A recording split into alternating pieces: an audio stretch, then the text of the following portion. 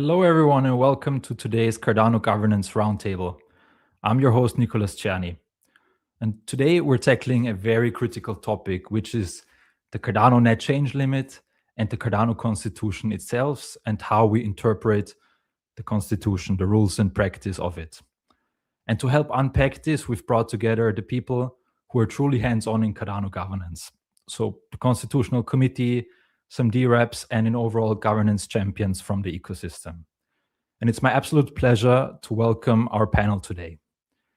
We have Matthias Bencourt, KTORS, representing himself as a CC member, Philip Tisaro, also a CC member, Jutta from a DREP, James Meidinger might be here soon. Then, of course, we have Ken Eric from Tingvad, another Constitutional Committee member, Phil Lewis, representing the Eastern Cardano Council, Marcel from the Eternal Wallet DREP team. Yeah, welcome, guys. Thanks for being here. And before we delve into the conversations and debates around the interpretations of the Cardano Constitution, I think it's super valuable to do a quick level set for everyone in the audience and quickly explain for those that might not know what the net change limit is. So, right, where do we need to look for this definition? It's, of course, the Cardano Constitution. And that will be the only time I quote from the Constitution, so please bear with me. The new Constitution defines the net change limit as follows. It's the maximum allowed amount or percentage of Lovelace that may be removed from the Cardano treasury in a given period. And then how do we set this maximum allowed amount or percentage of Lovelace? That is defined in a Cardano Constitution guardrail. And there it says that a net change limit for the Cardano treasury's balance per period of time must be agreed by the DREPs via an on-chain governance action with a threshold of greater than 50% of the active voting stake. So that's where we stand with the net change limit as a concept. So it is a maximum allowed amount, and it has to be set via a Cardano governance on-chain action. So this already brings me to my first question, and how we start this conversation is, do we currently have a net change limit? Who wants to go first?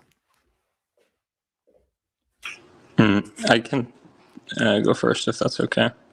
Of course, go ahead. Strong opinions here.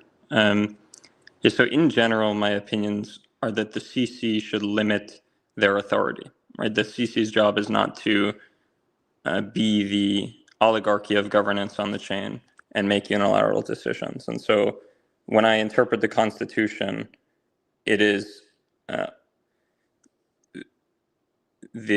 responsibility as CC members to only have or perceive that we have power that's explicitly granted to us by the wording of the Constitution. And so if there's room for ambiguity and you can make an argument for why we have some authority, i.e. to veto the NCL, then I think it's our responsibility to not attempt to make those arguments and to only have power that is explicitly granted by the wording of the Constitution. And I think the wording is quite clear about the NCL. It says the NCL is ratified with greater than 50% of DREP vote, stake vote. And so my conclusion is that based on that wording, there is no CC involvement, right? It doesn't say with an addendum that it can be vetoed by the CC. And also in the purpose and role of the CC, it says to vote on the constitutionality of actions with on-chain effects, right? And this is not, in both cases, right, this is not an action that has an on-chain effect, and the actual definition of an NCL doesn't say that it has any requirement to rely on the vote of the CC. And so I believe that we do have an NCL, and I believe that even if the entire CC voted no, we would still have an NCL because the CC doesn't have the authority to make that decision because the Constitution doesn't explicitly give us that authority. it doesn't allow us to veto governance actions that don't have an on-chain effect. All right. Thanks, Phil. I really appreciate your reasoning. And I'll just say on behalf of myself, and I think that a lot of what I say will track with what the ACE Alliance generally talked about as well. 95% of this, I'm in agreement with you. I agree with the fact that the CC needs to limit its authority, and that we need to not serve as like an oligarchy of governance. We are not a, like a House of Lords by any means, right? However, the way that we interpret the Constitution in the ACE Alliance is that the Constitution Committee must vote on any info action in which there's going to be an effect. Now that you say that there, and you rightly note that there is no on-chain effect for the CC, right? It doesn't get, it doesn't set an on-chain parameter. However, it does affect on-chain actions in the fact that the Constitutional Committee is going to have to enforce the NCL. And so therefore, when an info action is setting policy in this way, we do have an obligation to look at that constitutionality, to say, is there constitutionality in this case info action? And so that's where we do look at that. And I'll say that, is there an NCL in effect? Well, that's to be determined. And according to the ACE Alliance latest rationale on the Amaru withdrawal vote, which I don't think we have to get into right now. We can still have this nuanced discussion, but that's sort of where we're at. Is we do believe that there does need to be a vote on the NCL, not only because of the fact that there is this responsibility for determining constitutionality, but also just because that's the way our system of governance was sort of set up. Was there should always be two bodies voting on things, basically. I think I do agree way more with Phil than an Adam on that, to be honest. So to answer Nicolas' questions, we do have an NCL, at least in my view, because the CC doesn't have its say about whether or not we have an NCL. That's entirely up to the reps. So I understand your argument, Adam, on it has an effect, because now the CC needs the NCL to evaluate subsequent withdrawals. But the Constitution is pretty clear that CC role is to vote on action that have an effect on chain that can be enacted, and info action cannot. And there is a bit in the Constitution though that's mentioned info action, but I think it's also quite clear that CC has to vote when info action contains action that can be enacted. And that means if you were to post an info action asking, for example, for, this is a withdrawal, I want to withdraw that amount, and this is the action I'm going to post as a follow-up, then the CC can vote about that. But the CC is not evaluating the constitutionality of the info action. They're evaluating the constitutionality of the action within that action. And that's a bit weird, but that's what it means. And the NCL is not an on-chain action, which means that even if it's part of an info action, it doesn't have to be assessed by the CC at all. And I would even add that there is nothing in the Constitution that says an NCL should be submitted as an info action. What's being said is that there should be a governance action, but it could very much be a withdrawal or a parameter change or anything like that. And I think it would make way more sense actually to do a parameter change, because that's sort of how we treat the NCL. And that would maybe make it a bit less ambiguous also as for what exactly is an NCL and what qualifies as an NCL. So we should definitely move it as a protocol param moving forward. But in the meantime, to me, the status being that the CC does not have to vote. It's entirely up to the rep. And they don't have to vote because the NCL is not an on-chain action. It's a purely off-chain construct that only exists, as a social agreement. Yeah, thank you, Matthias and Adam and Philip already for voicing your opinion. I'm also curious and of course, first I also want to quickly say hello to Shusuke Wakuda from Cardano Japan Council. Thank you for being here. Ken Eric, how are you guys at Tingwad thinking about this? Do we have an NCL? Yes, we agree that we also have NCL, but I think it's more important that when there are confusions and different interpretations around this, and without being an oligarch, as was mentioned here, what are the expectations from the D-reps and the community from us as a CC member? Because I think it is important that we as a CC member also bring on to us, we have our restraint in power, but what is the actual expectation from, for example, Utah? So I agree with the argument here. There is nothing on chain to ledger happening. Actually, the ledger doesn't even, if you look at the Haskell code also, it just recognized that CC is allowed to vote on it. Thank you, Ken Eric.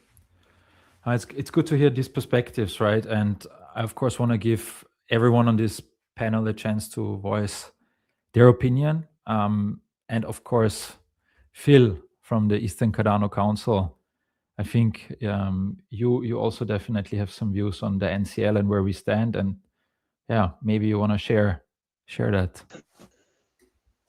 Sure. So the simple answer to the question, do we have an NCL? At the moment, our position is maybe, which is a change from yesterday. So people were probably aware of the post that we put on the forum, just providing some clarity around our previous post that we were the first to announce we thought there wasn't an NCL. And we were basing that on the fact that the 350 million ADA NCL, while it passed the DREP vote, didn't pass the constitutionality threshold. And we assessed the current constitution's wording to require info actions now need to be voted on by CC, of which that particular NCL was an info action. And I guess in response to some of the other points that people have made, that have been talking to specific parts of the Constitution that suggest the CC isn't required, I would just like to ensure that when people are reading those sections and guardrails, that they don't do so in isolation. It's important to consider the language in those sections and how the words used in those sections then have flow-on effects to other parts of the Constitution. So the Treasury guardrail, for example, describes DREPs needing to approve with a 50%, greater than 50% via an on-chain governance action. So then we need to understand how an on-chain governance action needs to be approved. So we can't just look at that section in isolation and say it doesn't mention the CC, therefore the CC is off the hook.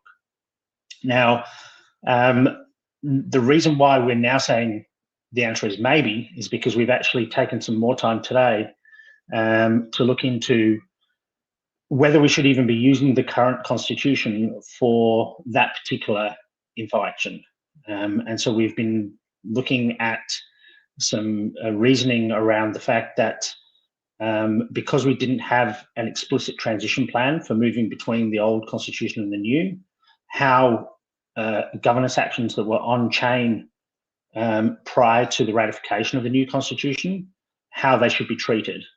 And we've come to the conclusion that maybe they should be judged against the constitution that was enforced at the time that they were submitted, which would mean the previous constitution in the case of this info action. So we're still assessing that a little bit further. We haven't come to a conclusion within the Eastern Cardano Council around that yet. We haven't come to an agreement about that, but it is part of the discussion that we're having, and we've made a commitment to ensure that we finalize our decision before the Amaru treasury withdrawal expires, so that we can say definitively whether we believe there is an active NCL or not. Thank you, Phil. I really appreciate the transparency also from your side of communicating with the Cardano community via the forum, via X, right? It's not easy to sort of swim against the river. I don't know. Sorry about that. English is not my first language, but it's definitely appreciated. And then I also would like to hear from the other CC members here on this panel that did not yet had a chance to speak. Again, welcome, Wakuda. I would also like to know how you guys at the Cardano Japan are thinking about the net change limit. Hello, I'm from Japan Council, and Japan Council voted yes about withdrawal governance actions recently. We think we have NCL.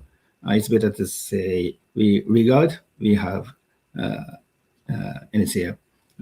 In the Constitution, definitely defined how to decide NCL, but in the infraction, over 50% voted yes. So we regard it as NCL is now exist. Thank you. Right. Okay. Thank you. Thank you very much. Right. So we now heard from the CC members their differing opinions, right? And this is also one of the strengths of the Constitutional Committee, in my opinion. I know some might disagree and would like to see only complete clarity where there is no ambiguity. But of course, we also would like to hear from the delegated representatives that are here on this call. So I want to loop in Jutta and Marcel. Maybe we'll start with you, Jutta. You previously also had experience with being a Constitutional Committee member, so I think you understand also how difficult it is to sort of make these judgments. But from your point of view, this whole NCL discussion, is that warranted? Do we have an NCL, or do you understand the confusion? Yeah, what's your opinion? My opinion is NCL exists. I think this is my opinion, and the reason is maybe Phil and other people are already explained.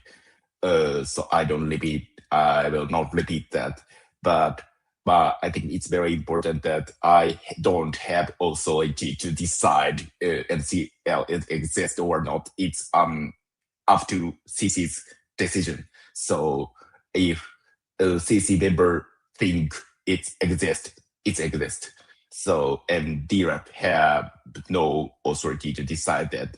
So maybe, yeah, it's ultimately CC's decision. And I also admit that Constitution 2.4 has ambiguity, some value point regarding NCL. But I want to emphasize that Constitution version 1 also have a lot of ambiguity or value point in regarding NCL. So Constitution has always ambiguity, I think. But maybe we should have better Constitution, maybe 2.5 or 3.0. So the conclusion is, I think NCL exists, but I can't decide that. And also, I admit that there is ambiguity or value point in Constitution 2.4, and we need to include that. That's my opinion. Thank you. Thank you, Jutta. And one question that came up, right, is also from the panel here in the chat that someone's asking, because you are the main driver behind also Constitution 2.4, there was a lot of back and forth also with the community. If that was enough or not, that's probably a topic for another roundtable talk. But maybe it would be important to explore a bit your intent behind some of the phrasing of the Constitution. So I'm curious if when you went ahead with drafting and submitting the Constitution 2.4, did you have in mind that CC members are required to vote on info actions, and is it mandatory, or how do you think about that? Did you think about that? Yeah, I like to I don't want to be an obligation. So sorry. So the conclusion is I like to CC member it, so it's not duty, so it's not obligation for CC to vote info action. It's so option to, so CC member can vote, but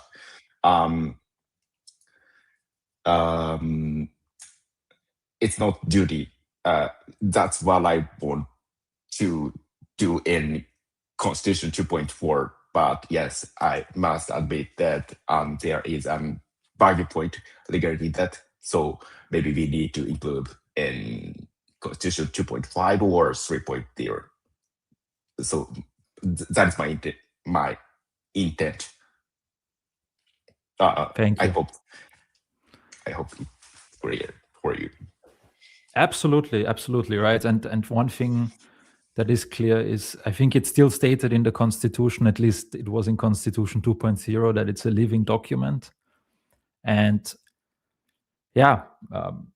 I would be curious to hear what others think, but of course I also want to loop in Marcel from the Eternal DREP Council or Committee. I forgot how exactly you call yourself, but I'm curious what your and Eternal's view and the Eternal's team view are on the NCL and on this whole discussion. Welcome, Marcel. Yeah, hello. Thanks to everyone doing all the governance work. First of all, a lot of time spent on this whole topic. We are all for practical governance, to be honest. The reps voted for the NCL to be valid for this amount of time. And I found the discussion afterwards, yes, okay, from a legalese standpoint, you can have that discussion, but it's not pragmatic in any way. We also think we do have an NCL. The CC does not need to vote on it. We agree with that. And we would like to put our time into things that move Cardano forward and don't spend too much time on too many nitty-gritty details. Yes, of course, it's your job and the CC members' job to work on and interpret the Constitution, and I'm glad I don't have to do that too much. Great. Thank you so much for sharing your opinion. I think we've heard now from everyone, so there's still a bit of uncertainty whether we have an NCL or not. I think, Adam, you mentioned that you wanted to jump in a bit earlier. Feel free. Yeah, so I just wanted to make the case of for Ace Alliance as to why we believe it is important for the CC members to vote on the NCL, and for the reason why I said it's maybe as to whether or not we have an NCL in effect. Okay, so first of all, Yuta kind of danced around this, that there is the fact that the CC has the ability to veto pretty much anything that is within their realm in one way or another. So we can come up with all sorts of silly scenarios as to why an NCL could actually be unconstitutional. What if somebody were to make an NCL info action that said, we are funding this much ADA for treasury spending. However, if a DREP votes on a treasury withdrawal and they are from and they are a DREP that is controlling a Cardano wallet, we consider that treasury withdrawal to be invalid, and therefore money cannot be spent. Now, I would say, in my own opinion, that that's unconstitutional as a net change limit, because you are putting in something that violates our tenets, which is that all our Cardano users, all users within the Cardano community, must be treated fairly and impartially. And I'm not going to let my friends at Eternal Wallet be prohibited from voting on actions. So that is an example of a very, very silly scenario where somebody could come up with a net change limit governance action, info action, that is unconstitutional. That being so, now, should the Constitutional Committee vote on that to indicate their viewpoint at the time when it is submitted, or should they wait, let the D-reps decide if they're going to pass it or not? And then if the D-reps pass it, the Constitutional Committee must make a decision. One, do we say, no, this NCL is not in effect, so we're not going to respect it for any treasury withdrawals to come forward, period? Or two, the Constitutional Committee says, like, okay, well, the net change limit is in effect, but we are not going to apply that part of the net change limit info action that passed that is patently unconstitutional, the part of the net change limit that is treating Cardano users differently. So that's the kind of thing that we have to think about when we have a constitutional argument. That's why the Constitutional Committee should weigh in on votes of the net change limit. It's not just about the number, it's about how people could package the governance action around the number. Now, we believe that the vote for the net change limit should have been voted on by the Constitutional Committee within Ace Alliance. We believe that.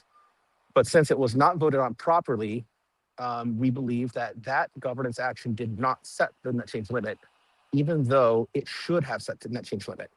So if you want to go to our X account, or you want to go to our rationale we put with the Amaru treasury withdrawal, here's what we're saying. We will take the results of how people vote on Amaru, the Constitutional Committee members vote on Amaru, and see if they consider Amaru treasury withdrawal to be constitutional as their indication for whether or not the net change limit is constitutional or not.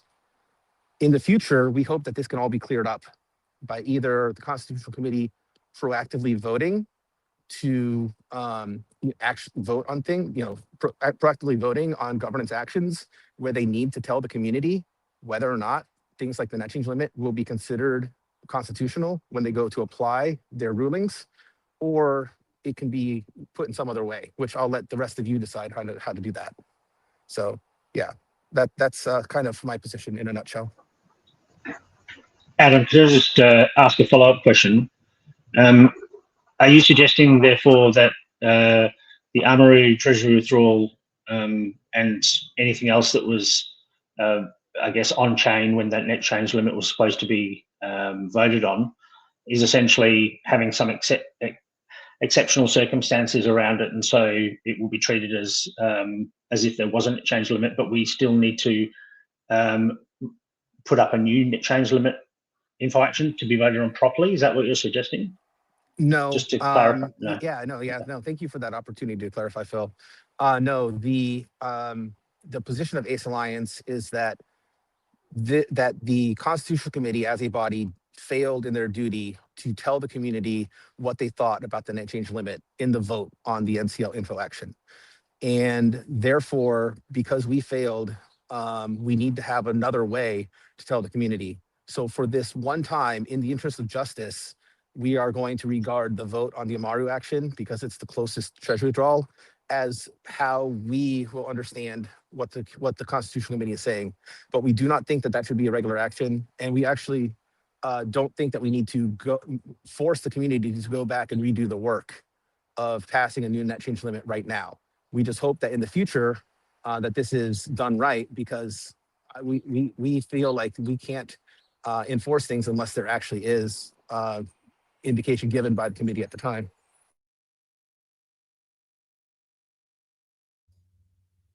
So, thank you, Adam.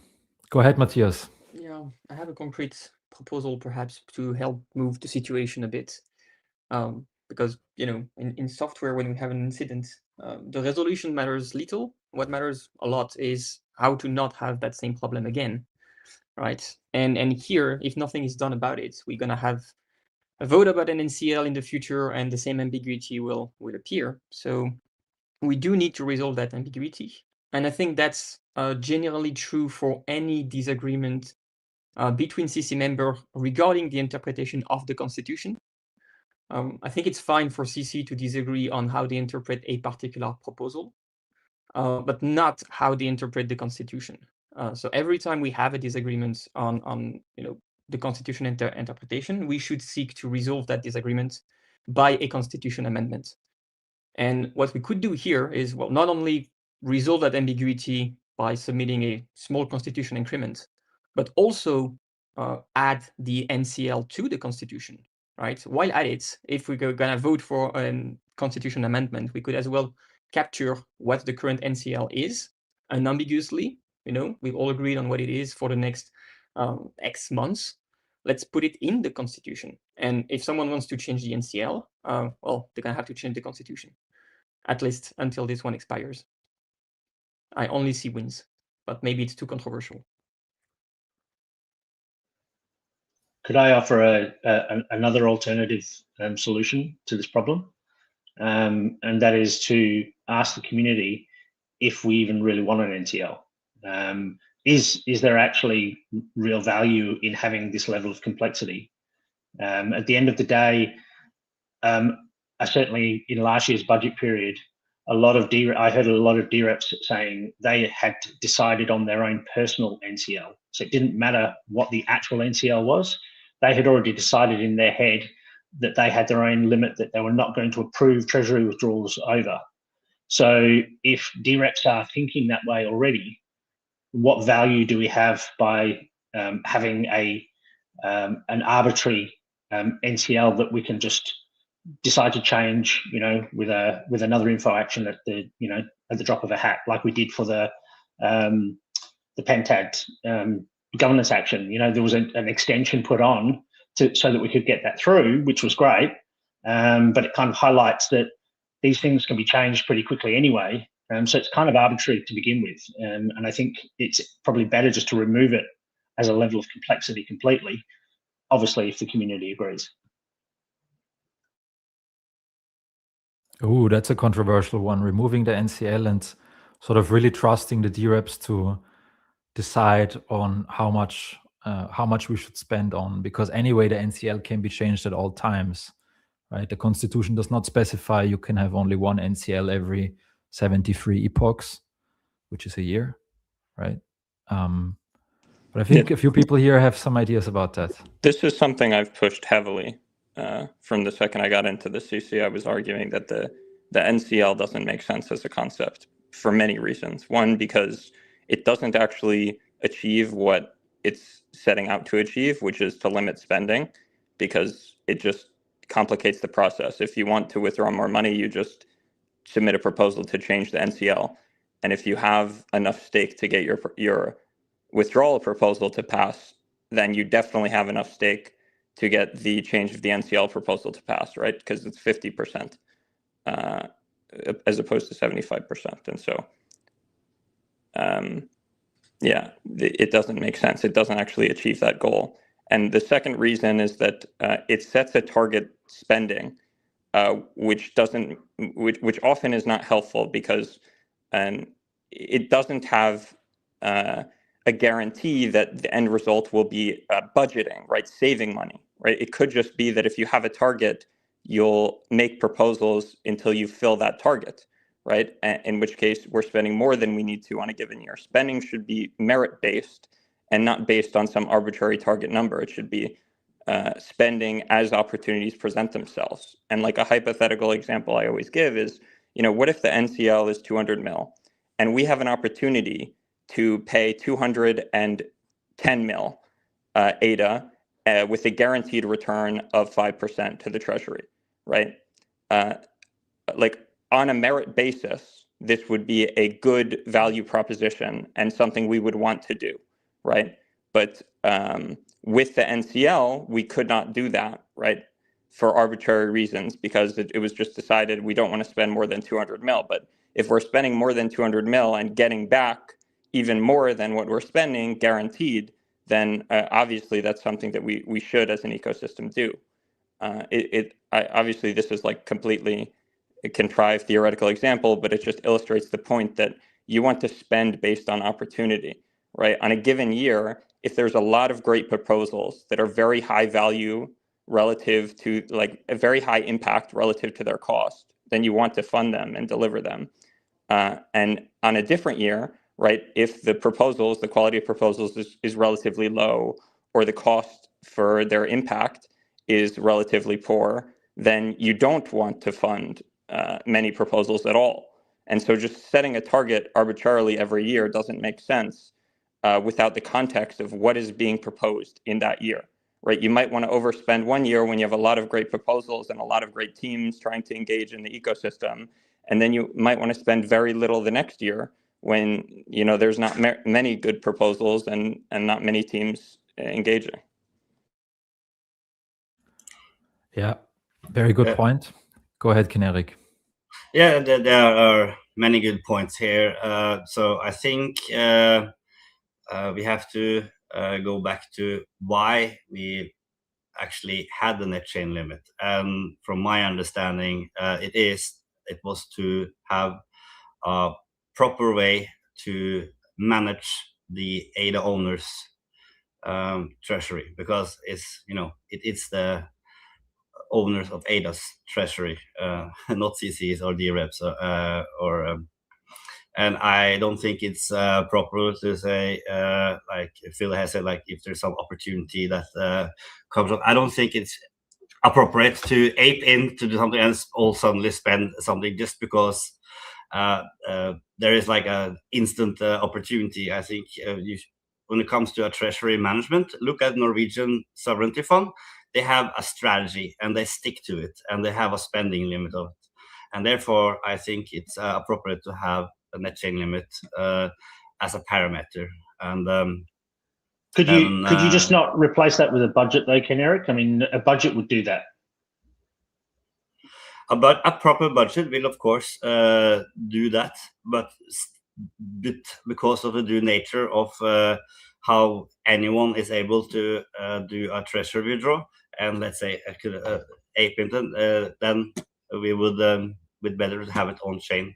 And it's also something that we can constantly monitor and overwatch as well. And it's not just a social construct. And I want to go back to that. What are the expectations from the community towards us as CC members? And I think, and you also see there here in the comments as well, that we are expected to honor a net chain limit and raise our voice. And I think the best solution for it, because we are not limited to vote on as CC members on a budget info action, to raise our voices and actually clear out and give good governance any doubts.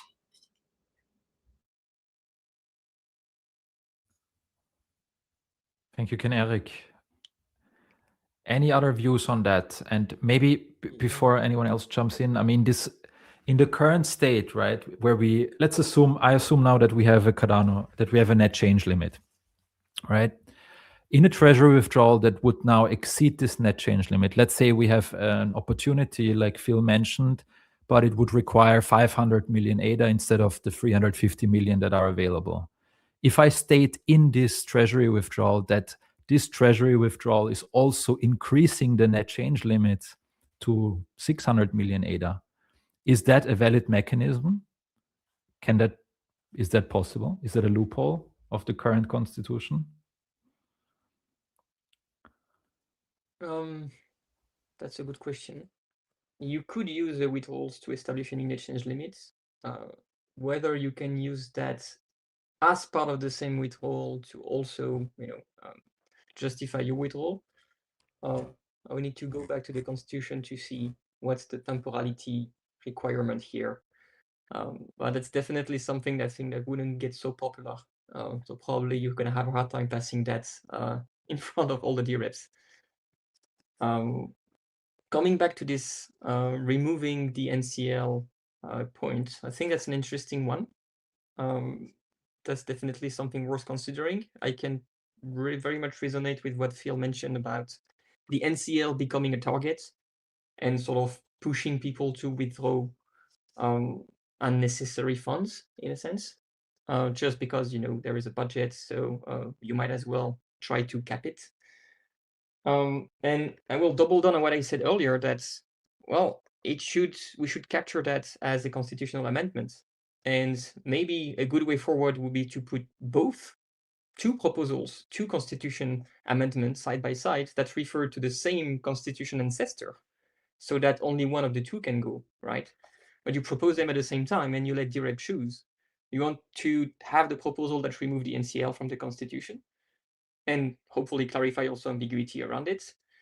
Or you want to have the proposal that just makes it a bit more clear, but we keep the NCL and we just have a proper process around that and how we establish it, or even how we decide to change it to prevent exactly the kind of thing you just mentioning, Nicola, that, well, because there is no rule about how you can change the NCL, you can very much change it every week. Well, not exactly, because you need, actions to pass, but you get the gist. So I think if we keep it, we need slightly more process around it. And if we remove it, fine. Let's just have the two proposals, compete with one another and let the reps decide. Thank you, Matthias. Yeah, that's a very good point, right? About actually having some choices and not always just a binary outcome with one proposal. But I'm also curious to hear from Vakuda if you had some thoughts, and maybe Cardano Japan, around whether the net change limit is actually something that could be removed. Should it be removed? I'm curious how you think about that. I think net change limit is a very important item, and in a long-term perspective, is I think very important. And also, on the other side, I think it's better to define Cardano ecosystem budget. It's not only it's not NCL, but it's not total amount of withdraw governance actions. Sometimes same to it, but not always same to the total amount of governance withdraw governance actions. And ecosystem budget should be defined with in a short time perspective. For example, how much we spent previous year, or how much we want to next year, or how much resource we have, or regarding KPI or ROI, or either price, or some social backgrounds. So I think it's better to set ecosystem budget and separate to NCL. And NCL is very important, but I want it's need to set Cardano ecosystem budget. Cardano ecosystem budget, its term is defined previous constitution, but now we think so. It's better to set Cardano ecosystem budget, I think. Thank you. Thank you. Yeah, this I think is something I saw. Yuta, you were also nodding, but I'm curious to hear, right? Because we just removed the concept of the blockchain ecosystem budgets from the Cardano constitution, even though, right, no one says you can't propose it via an info action, right? It's still possible. Anyone can just submit an info action. It's just that it does not have, it's not binding or a requirement for a future treasury withdrawal. But I'm curious to hear what do the panelists here think about? Do we need to go back to budgets? Do we need to replace the NCL with budgets? Where do you guys stand on that? Maybe Marcel, you can kick us off. Yeah. when the budget info actions were removed from the constitution, I was a little bit disappointed, because it's actually a layer of socialization of ideas, right? So currently, what's happening? The withdrawal actions just spring on chain, and then the discussion starts in the wider ecosystem, and then we only have 1 month to make our minds up and vote, and that's since it's a withdrawal action right away, it's there's kind of a pressure, so you don't just discuss something and then maybe it's deemed worth the spending, and now you have to just say yes, no, and you have to engage more rapidly. And now if you remove the NCL as well, that gets rid of another layer of socialization. I wouldn't be against it, but I would also be a little bit disappointed, because the discussions are worth it to have, right? We need direction as an ecosystem. And if we remove socialization layers from that, then we don't have discussions anymore. It would be kind of sad, to be honest.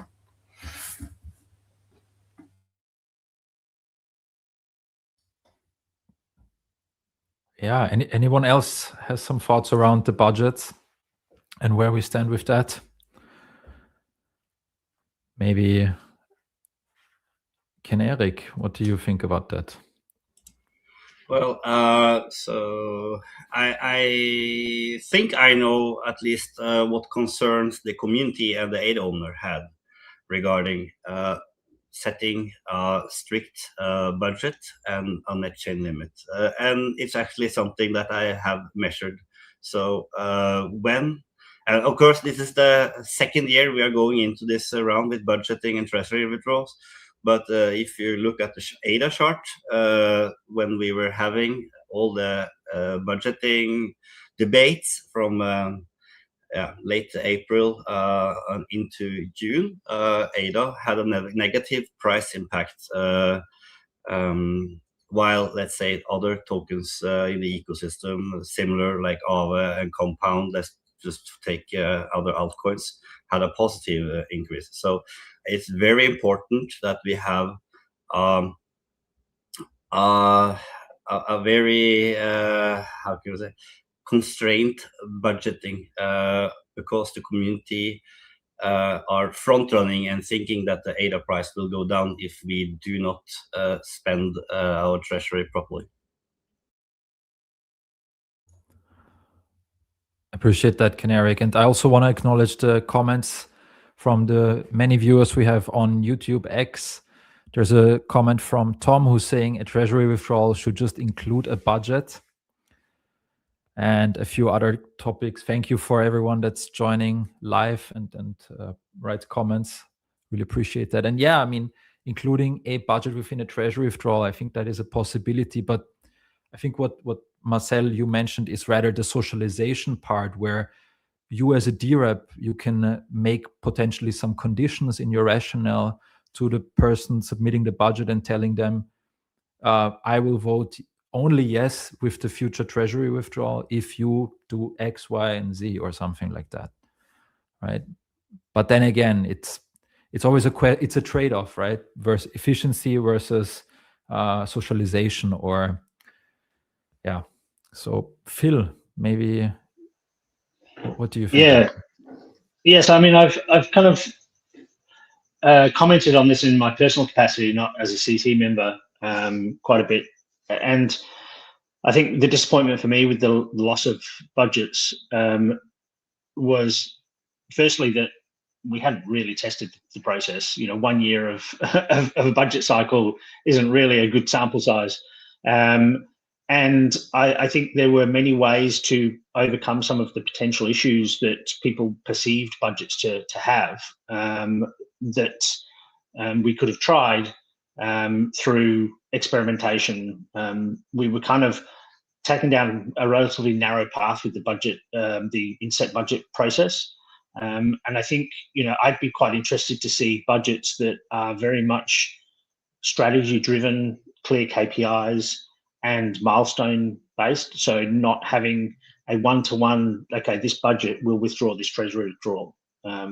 So, it could be that the budget will have multiple treasury withdrawals over a period of time based on milestones being achieved. Whereas at the moment, the entire amount of budget gets withdrawn into a smart contract that INSEC then manage. That disempowers the DREPs from being a way to decide whether people are delivering against that strategy and that budget. So, I think there are ways that we could do budgets better. Obviously, we still have the option to do that, but we just don't have the ability now to enforce it, which is obviously the disappointing part.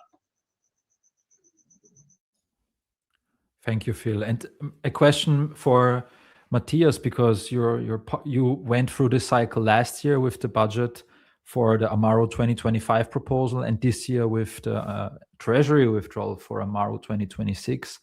And from your perspective, is it better now? Is there less? Is it more efficient? Did you lose maybe some socialization that you would have wanted? I'm really curious to hear from your perspective, since you went through it as a proposer as well. So I would not recommend doing that while we are changing the constitution, because we had to actually do it twice. To me, it was mostly the same thing, honestly. The budget and the withdrawal, we end up putting roughly the same amount of information in both. It's just that typically, if you had the budget before, when the withdrawals come, well, it's less of a surprise, right?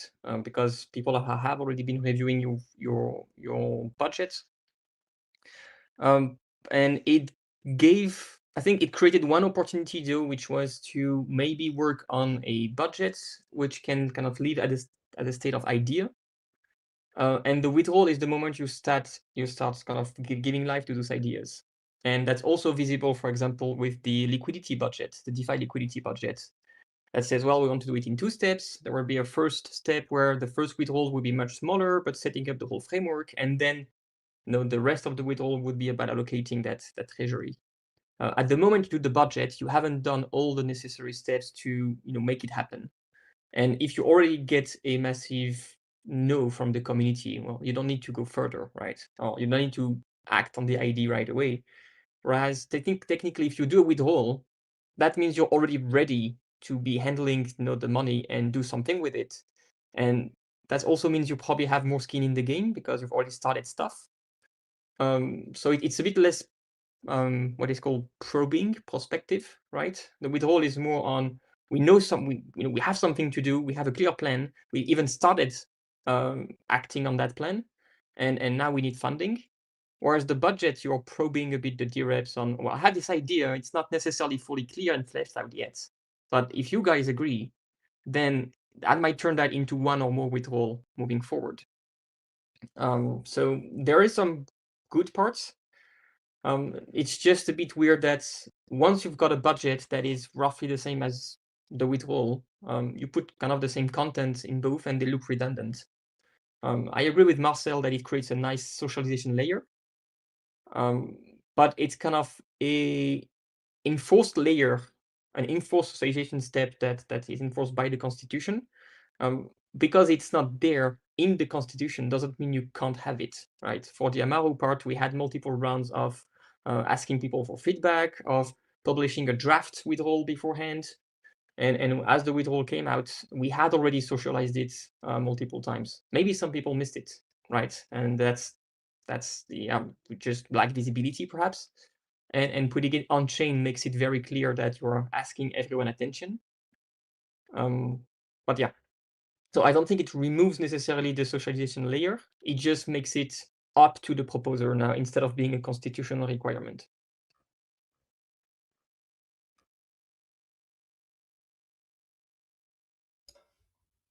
Thank you, Matthias. Philip, I think you just unmuted. Apologies for interrupting. No worries. Yeah, I think that Yeah, it's good that now you can still do this, right? You can still make a budget proposal, et cetera, to essentially indicate the same thing. Nothing is stopping you. It's just you don't need to do this, which I think is a very, very good thing, because the burden of work on proposers is absolutely insane.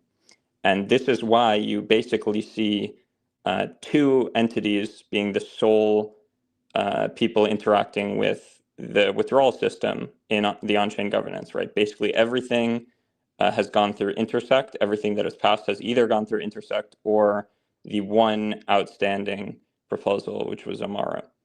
And I think this is a very, very bad sign for the current governance system, when you basically have a single entity that is the only entity that's capable of interacting with the treasury.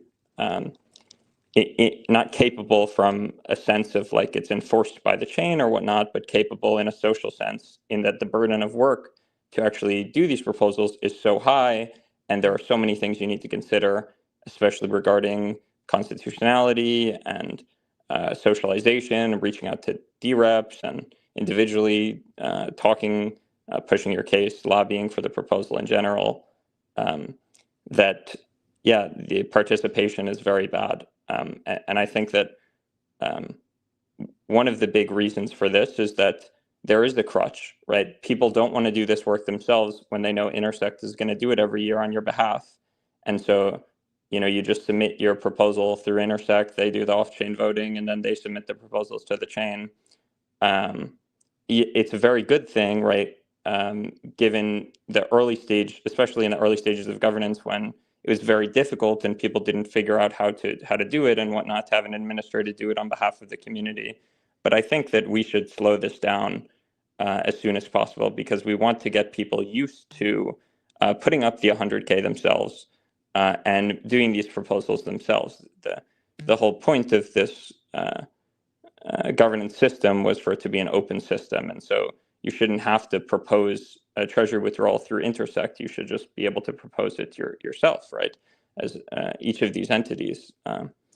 And so I hope that that's the case. And I also hope that we can somehow reduce the burden of work on proposers, because as it stands right now, we've seen a lot of great, very passionate proposers who are heavily involved in the ecosystem. And even they have struggled to satisfy the requirements of constitutionality and all the other criteria. And often just community proposers make some proposal, and then it's either unconstitutional for some nuanced reason, or otherwise doesn't receive the circulation it needs because they don't have the same capacity or social bandwidth as entities like Intersect, whose job it is to push these, socialize these proposals. And so these proposals fail. And if it takes roughly like a month of work to create such a proposal and put it on chain, and it also has this significant deposit of 100K ADA, and then you wait another month, and then the end result is that it fails for some obscure reason, then you're not likely to ever try to interact with the governance system again in the future. Which is a travesty, because there's already very few people willing to directly interact with the governance system. And we actively want the opposite to happen. We want to incentivize the usage of direct governance system, and we want as many participants as possible.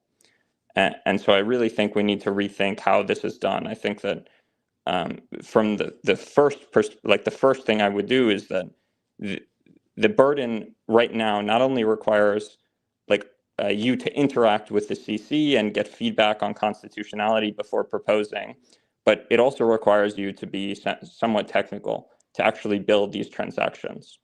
And so I would say that a very high impact, low effort thing would be just to have some website with a template for a treasury proposal or a parameter change proposal that has the template that is already vetted for constitutionality. That everything in the template is constitutional, and it has a few sections that are sort of blank or fill in, right? And the reason for this is this is exactly how law works in the real world, right? When you get a lawyer to create a contract on your behalf, they're not writing the contract from scratch, unless it's a very obscure contract. If it's some standard contract, right, which most like 99% of legal contracts are, then they have some templates and they fill it out from there, right? Because the template has been vetted and it's been something that they've worked on for years and years. And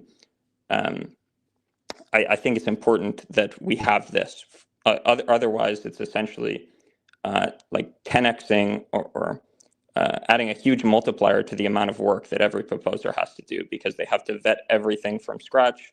There's no existing work from which they can create the proposal, and they have to reach out to CC members individually, often to get assurance of constitutionality. And so I hope that soon we can do something like this.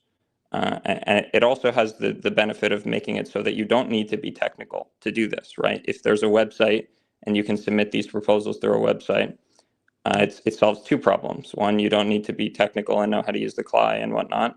And two, you have a vetted proposal that you know is the constitutional as a baseline, and you just have your specific logic where you fill in the blanks.